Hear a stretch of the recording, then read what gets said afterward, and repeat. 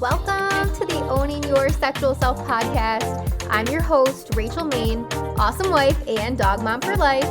I'm a sex therapist turned sex coach, and I run a successful business selling relationship enhancement products.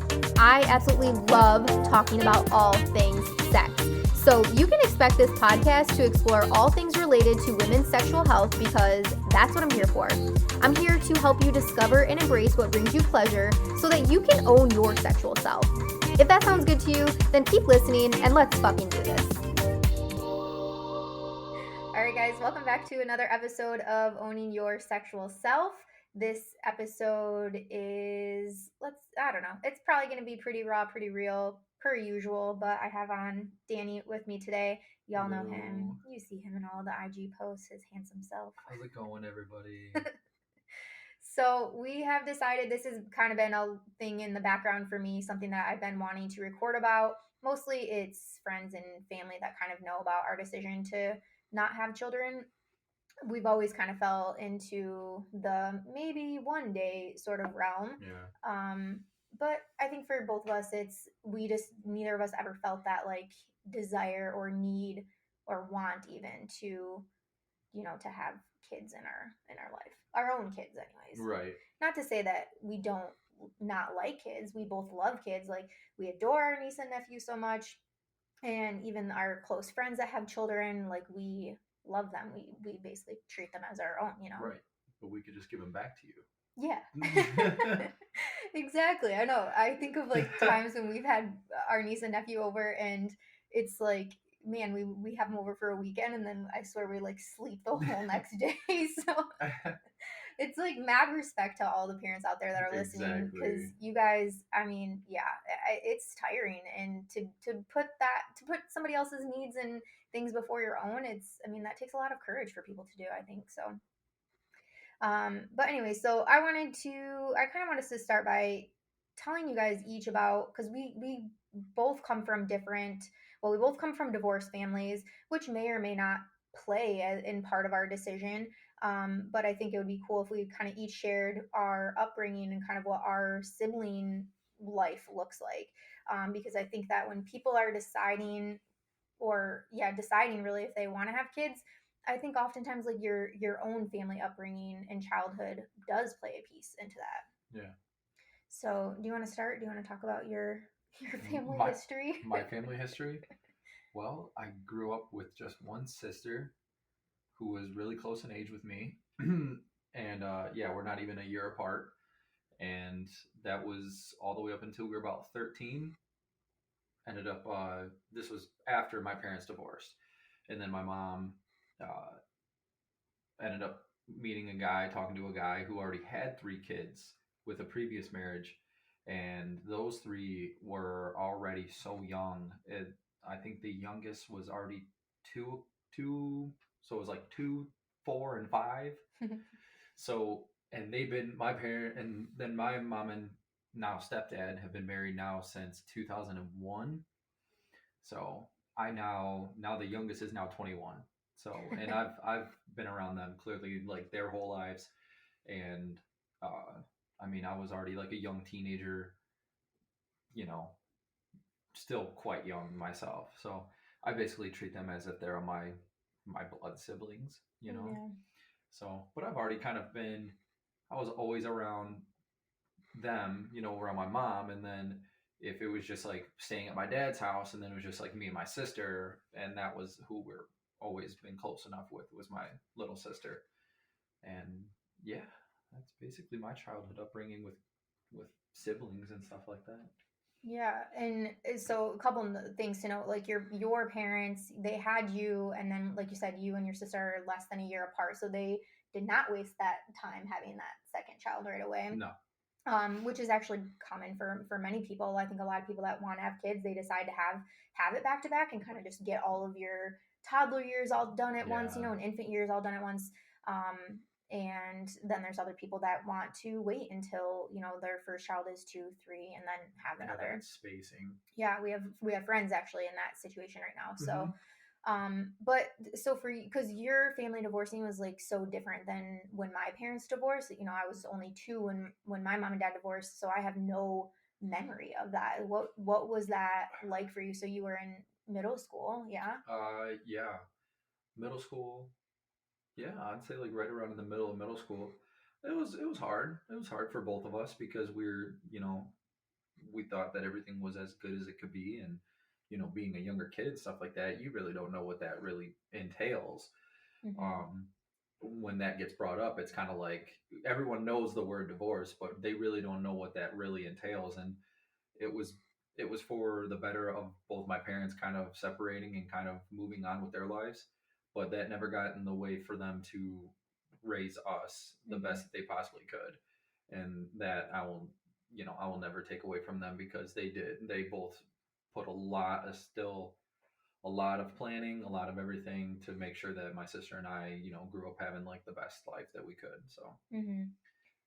And even your parents still like kept a very close friendship with each other.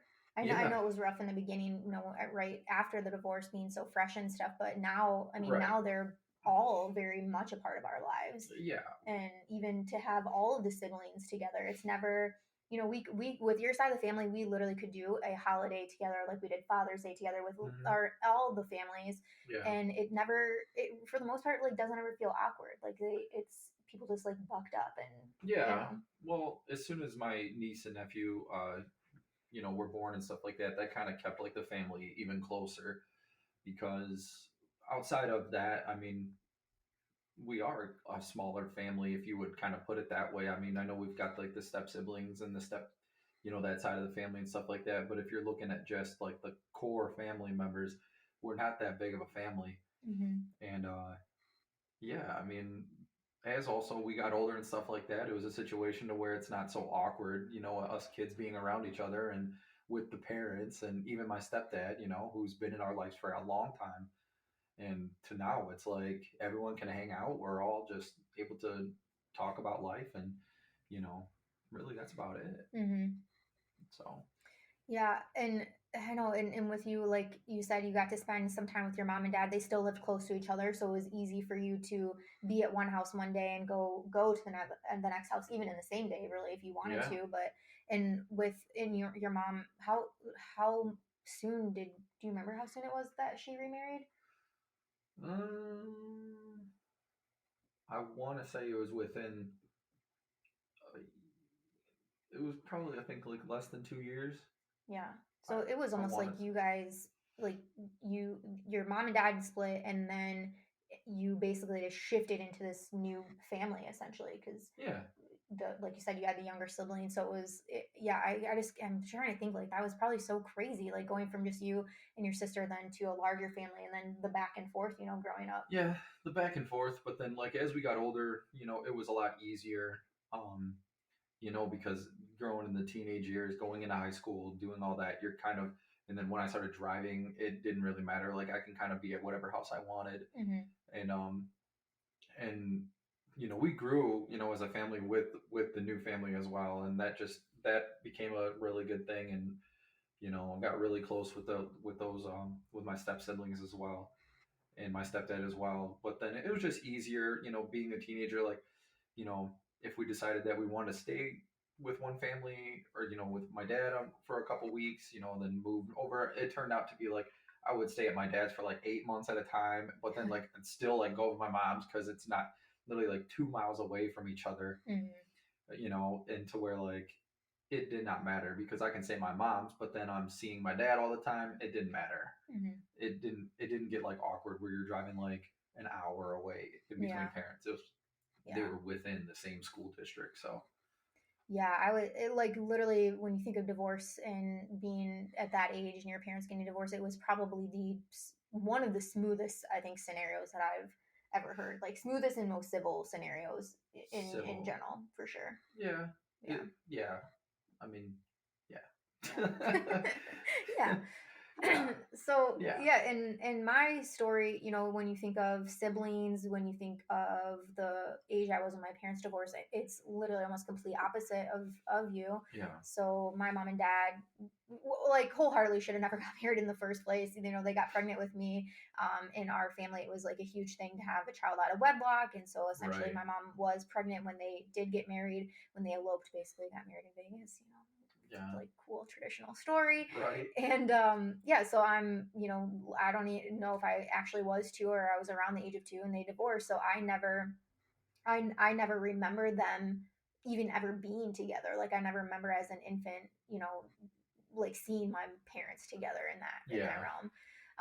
And then opposite case of you, my mom always did live a little bit farther away. So I remember her always being like a 30-45 minute drive away. Yeah. So Um, make things a little harder. yeah, for sure. And yeah, it's so different. But and a different scenario for me too is that my dad raised me, which a lot of people that listen know that, and that's pretty abnormal. Usually when parents split, it is usually the child does stay with the mom. But again, for one reason or another, my dad ended up raising me my entire life, so I pretty much lived the only child like lifestyle. Right. Right.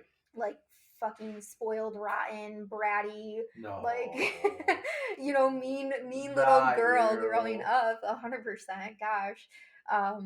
But yeah, and so then my sibling experience is my dad met a woman when I was in also middle school, so probably around the same age, maybe a little bit younger, maybe like 10, 11 ish.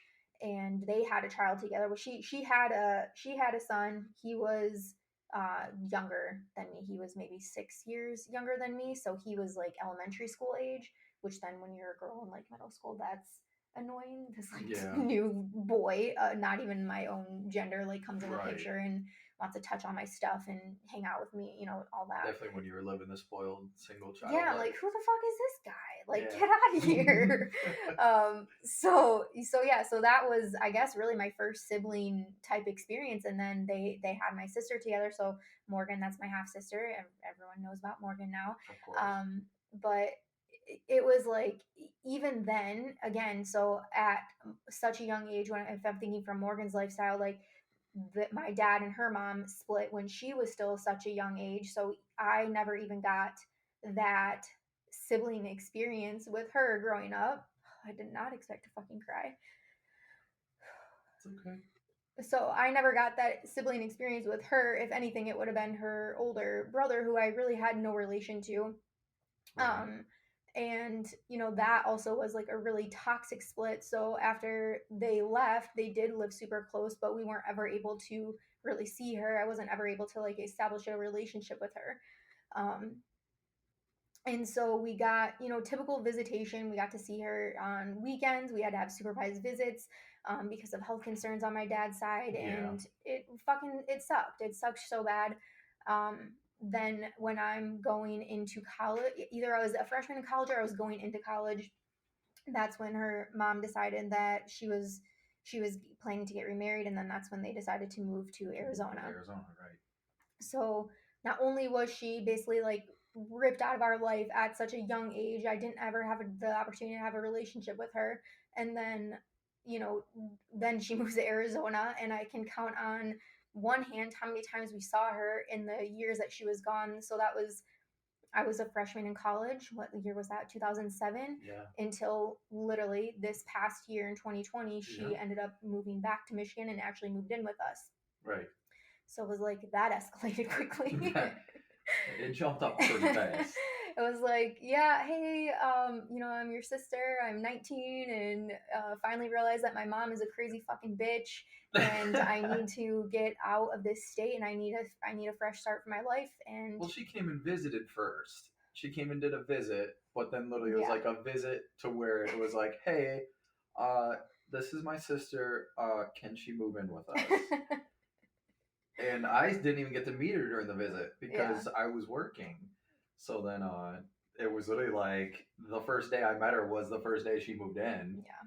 And she brought me McDonald's. So I was like, that's fine. You're good to go. No, you got to meet her. You got to meet her on the visit. No, I did not. Yeah. Mm-mm. I promise, because we had a picture together. You took the picture. Oh, was that the visit? That was the visit. Oh, okay. Yeah, that was the visit. Oh, okay, that was the visit when she brought me McDonald's. Yes. Right. She was buttering me up.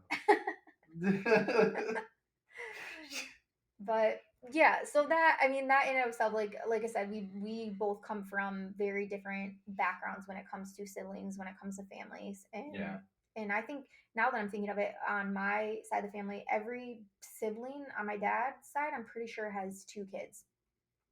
Two, I'm thinking like Yeah, all the cousins. It was like always two. always two. I'm pretty sure. I might be wrong on that. I'm trying to like think about all the siblings, but anyway, so yeah, large versus small family. We both had, again, we both just came from a different Just upbringing. realm. Yeah, like both divorced parents, which also was kind of cool because then it was like you got two birthdays, two Christmases, like two, and now Yeah. we have four of Now we have everything. four of everything. Yeah. It's so much. But so then when you and I first got together, do you ever remember, like, I feel like when I was in my previous relationship, obviously my life was so different. I always did picture myself like being married and having kids, and that was a desire at one point in my life. Hmm. Not ever like I wanted them right now, but I Right. always envisioned. No, I shouldn't even say always, but I envisioned at times like, what my family life would look like. Yeah. And mostly honestly like sports related stuff. Like we both come from like a sports background, so I always Hmm. thought like, man, it would be so cool to like have my kid playing sports or like watching them play sports and Right. that kind of cool stuff. Dress Yeah. them up and things. Just get them in everything they can possibly do. Yeah, but you also don't, as I grow older, then I realize like, yeah, I could want to have children for all of those reasons, but at the end of the day, it's going to be that child's life. So I would never want to be the parent that's like pushing I'm like living vicariously through them. Like I'm like, I want you to do this because that's what I want for you. So I Right. felt like that was never a good enough reason. And then yeah, so I feel like when we got together, our conversations around kids was always like, well, maybe one day, like Yeah. maybe we never really, yeah, like we always just said maybe. Then we were a hard no at one point, Hmm. and then I had my basically midlife baby crisis. Well, that was when everybody around us was having kids. Yeah, Like all of our friends around us were pregnant or popping out babies. yeah, cute ass little babies Yeah, too. Like, Andrea, Dana, Lauren, yeah, Sarah, yeah, and now, yeah. everybody, yeah. It was a rough moment, and I think another kind of point for me in turning back from like that, when we were that hard no couple. And I feel like too, because we were still so young, right? We were still in our mid 20s when we were saying this, like Hmm. maybe one day, but probably not, sort of conversations. But I think both of us, couple points I want to make, like we live an amazing life together. Like Hmm. we love the life that we live together right now, and the life that we're continuing to build together. So I think that Absolutely. really, that does play a huge part of our decision to not have children. Yeah.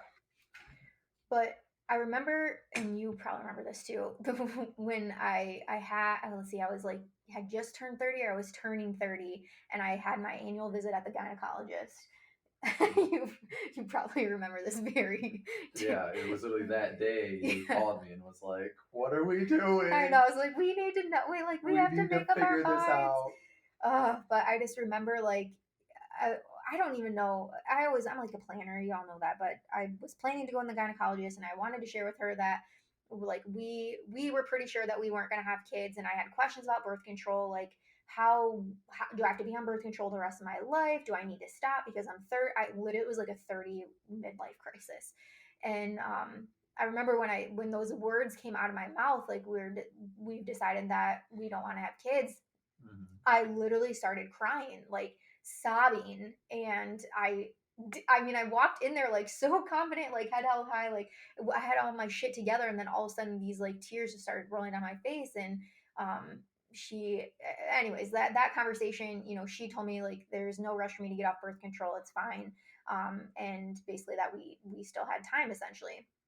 um, and so then first I call my best friend Jesse. I'm like, what the fuck just happened to me at the doctor's office? Yeah. And she talked me off the ledge basically. But yeah, I remember like coming home that night, and that was when we really had the more serious conversation of not so much being a hard no, but switching to like a maybe, like we'll just see what Yeah. happens, sort of thing. Maybe. Maybe. Yeah. Yeah. So yeah, and that shortly after that, then is when all of our friends started getting pregnant. So then it's like all the baby fever is getting thrown my way. I'm Yeah. now 31, basically. Like what the hell? Like what are we gonna do? We've talked about before, like the fact that we don't want to be old parents. Older, I should just say that Yeah. lightly. Older parents, Right. um, but yeah, and the thing is, like, people ask us all the time, and I think it's just like normal conversation. But this is my point to say: stop fucking asking people when they want to have kids. You don't know somebody's situation. You don't know if that person's not able to have kids, if they don't want to have kids, and it's really none of your damn business. Right. I just choose to be very vulnerable and open on this podcast with everybody because I know that our story is relatable for a lot of people. But um, yeah, so when people are asking you about not wanting to have kids and when you share with them that we're probably not going to have kids, what sort of reactions do It's you always usually it's get? always just like, why not? Why not? Like that's always the fucking answer is why not? Like why not have a kid? Because I don't want to fucking have a kid. Mm-hmm. Like nothing against kids, nothing against people with having kids. I just no. No. And it's not just and it's I don't know. It's the same people that I know that I'm around that are like, when are you popping out one? Like when do you guys have one? Mm-hmm. It's like, no, no. Um but then other than that, it's just like the stuff that gets asked is like, well, wouldn't you want like to have like someone take on your name and like keep on like, keep Mm-hmm. your what is that? The legacy of your name around. And it's like I don't know. I've got cousins that have kids. I've got, our family name will move on, you know? Yeah, and right, like you're not born to, like, I don't know, maybe your parents decide to have you to like keep the family name on, but I doubt that that was the case. No. But yeah, who is anybody to like kind of put that pressure on a person? Right. Like, you need to bring this child in to the world and take care of it and make sure all of these things. It's a lot of fucking shit. Yeah, ours is always like, if somebody, when I say like, no, I don't think we're gonna plan to have kids, or we're not planning to have kids, they're like, why? You would make a great parent. Oh, that one too. Yeah, we know we would make great parents. Like, we Yeah. would be fucking bomb ass parents for sure. But it's not. It's, again, it's not in the cards for us. And the biggest one for me is from my parents, because my mom will never be a grandma, right? I'm my mom's only child, so my mom will never be a grandma. My dad, for the longest time, thought that he would never be a grandpa, but my sister very much wants to have children. Let's have a fucking basketball team. Yeah. Um, so he, hopefully will one day become a grandpa. But yeah, I just remember him like sending me pictures of babies, or like, Oh, with if him I with would, babies. God, commenting on my friends' pictures of babies, like, Rachel, it's Mm-hmm. your turn, and stuff like that. And it's like that is a lot of pressure to put on somebody. And Right. I know people, they don't mean it maliciously or anything, but it sucks. It definitely sucks. And I was recently asked, like, um, well, don't you want, what did they say? Don't you want, yeah, don't you want like a little you running around? Like, you're so, it was a podcast interview, actually. Oh, And really? she's like, you're so amazing. Like, you're so, yeah, I'm going to just spew off all the great things she said about me. Just kidding. But anyway, she's like, don't you want that? Like, don't you want another one of those in the world?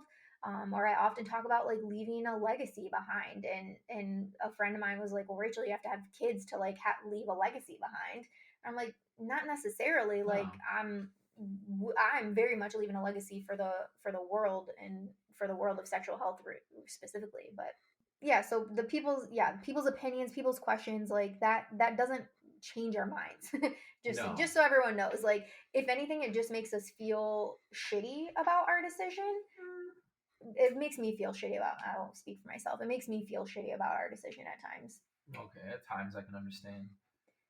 It just, I think that often people that decide to not have kids are seen as being selfish, and a piece of it might be selfishness. um Yeah. but that is, like that is It's the being reality of it. it's the reality of not having a kid. I mean, I don't know. Yeah.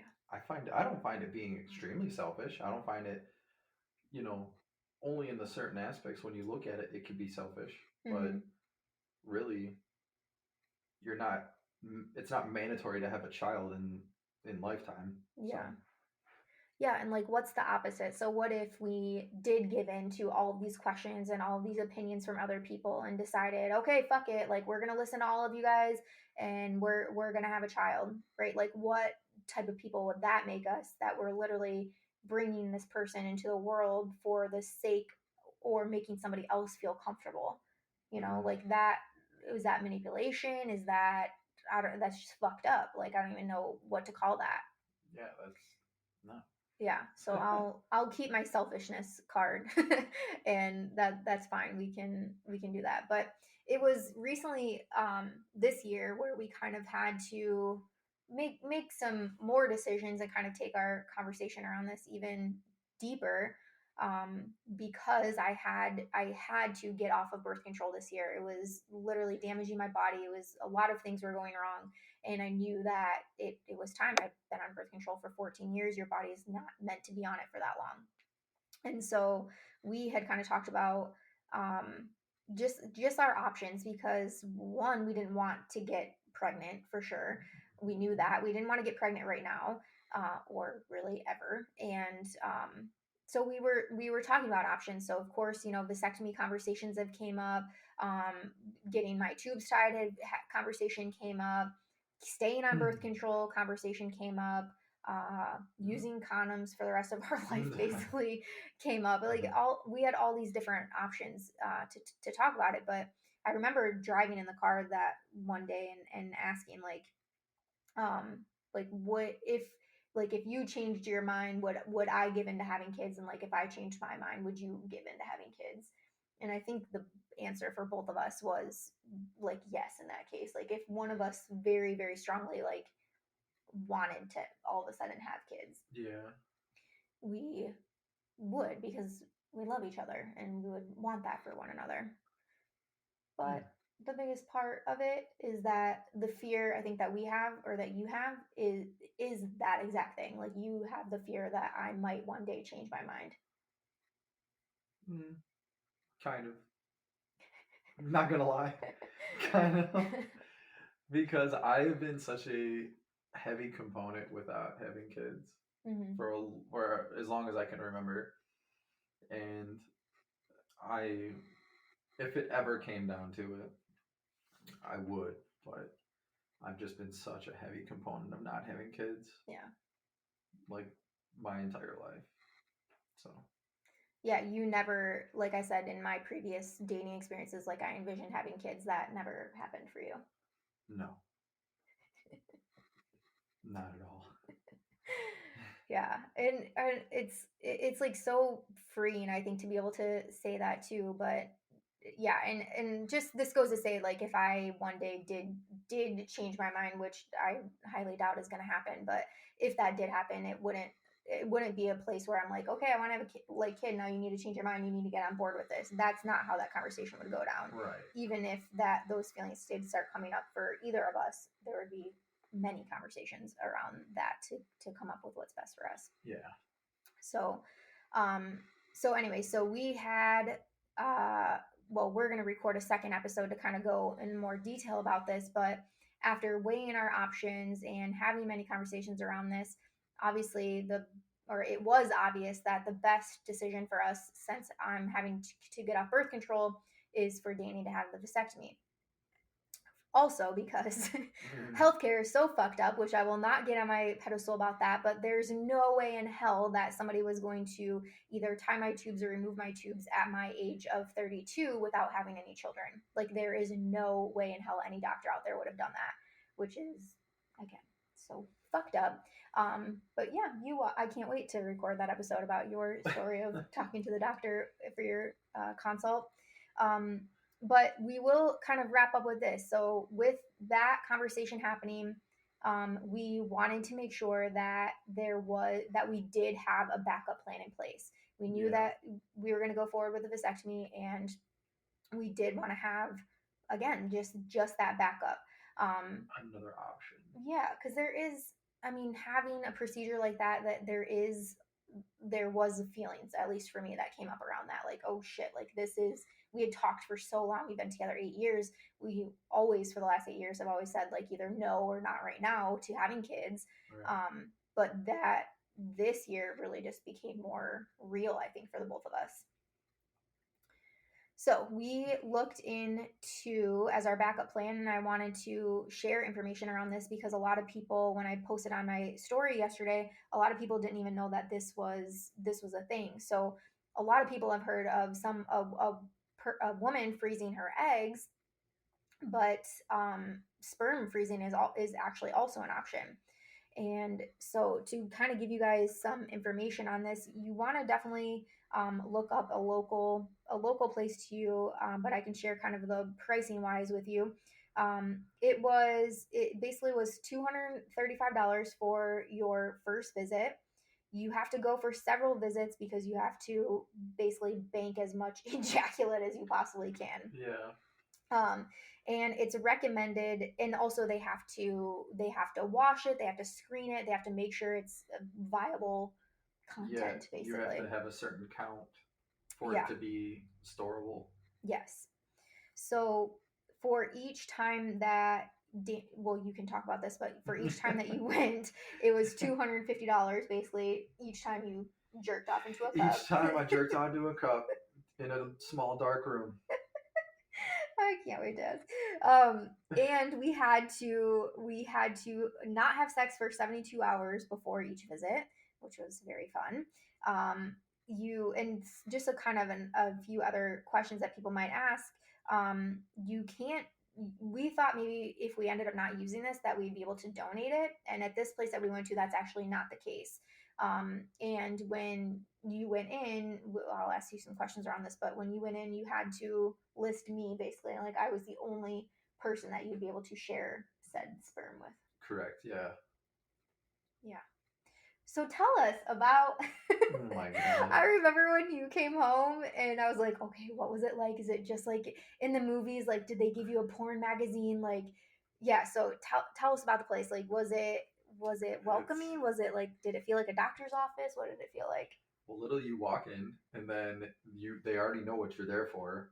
So she's like, "All right, just take this cup," and then it's the room like down the hall, and stuff like that. So then you go in there, and there's literally like little signs to tell you like make sure to like leave like put this padding down on the couch so you're not sitting there butt ass naked, and then like has a sign for like the Wi-Fi password, and yeah, like there's some like playboys and stuff off to the side and like hustlers, and then that just makes me laugh because who looks at those anymore?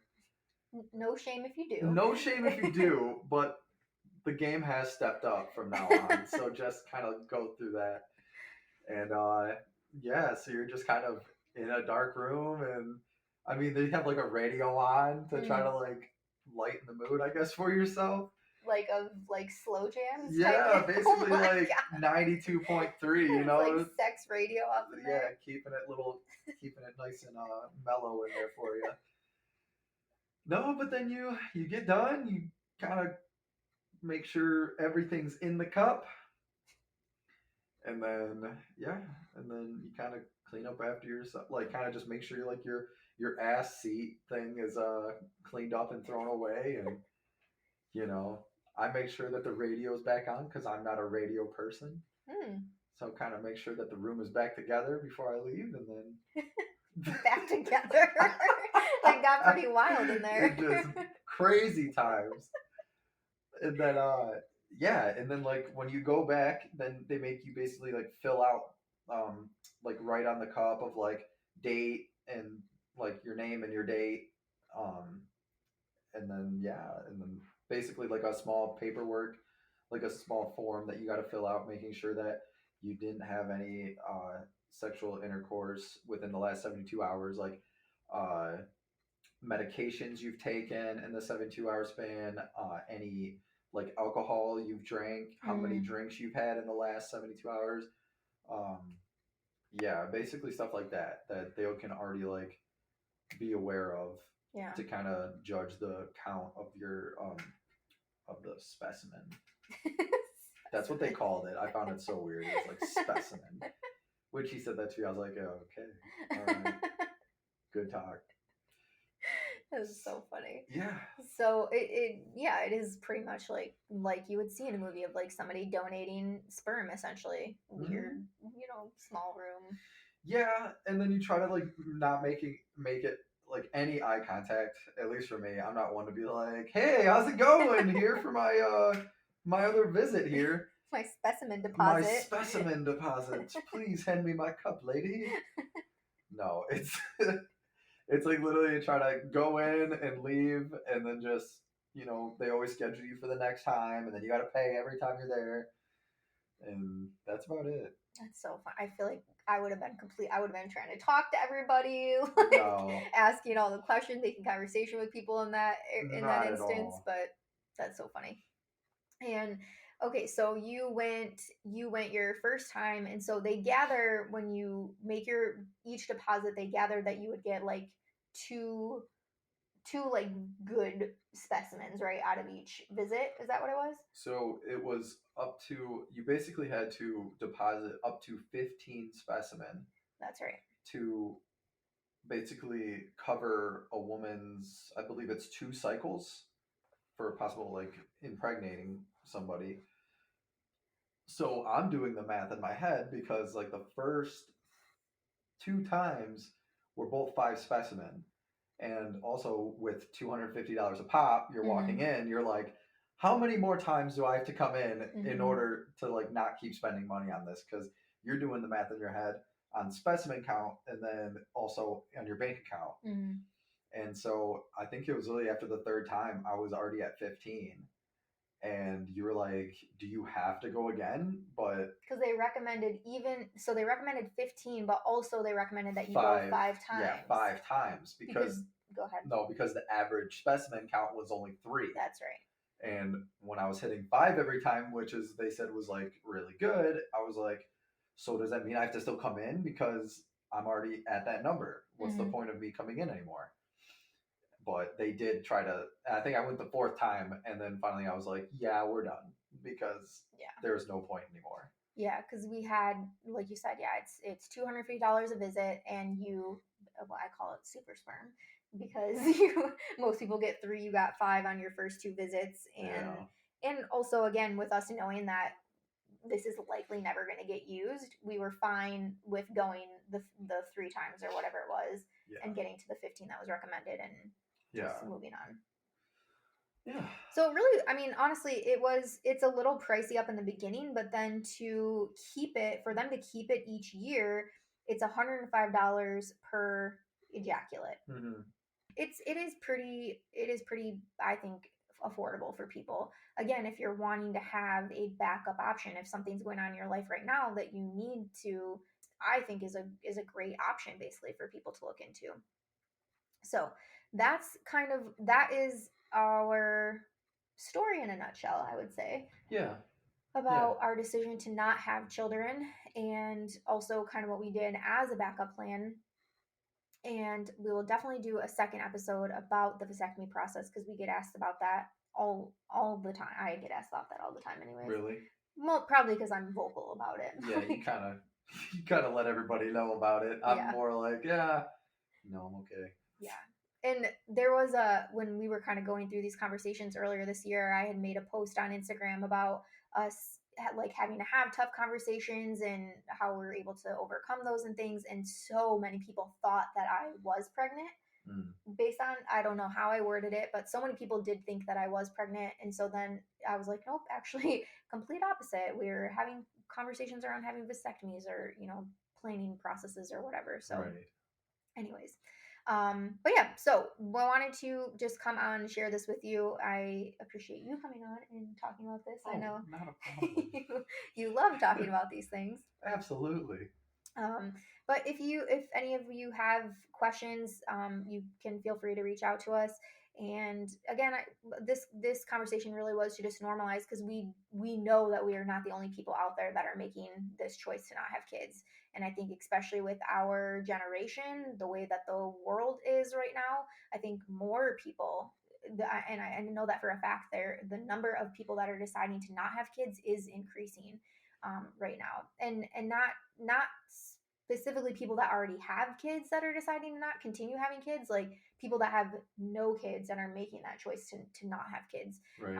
And we have friends in our inner circle that are on that team, if you will, Yeah. So yeah, and we're the friends that, like, we're still gonna hang out with you even though you have kids. Yeah. Because we like your kids. Yeah. we get our kid time in, and we get that fix in, I guess. And Yeah. like you said, then we get to give them back. Right. And don't tell me you can't hang out because you have a kid. Bring your fucking kid. Exactly.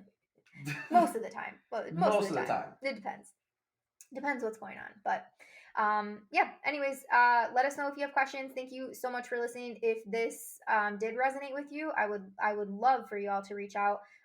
We always enjoy just hearing people's stories, and again, wanting to normalize as many things as possible for y'all on this podcast. So until next time, we'll see ya. Have a good one. Thank you so much for listening to today's episode. If you loved it, be sure to subscribe so you never miss a thing. And if you loved it so fucking much, be sure to leave a 5-star review. I'll see you next week, and until then, keep owning your sexual self.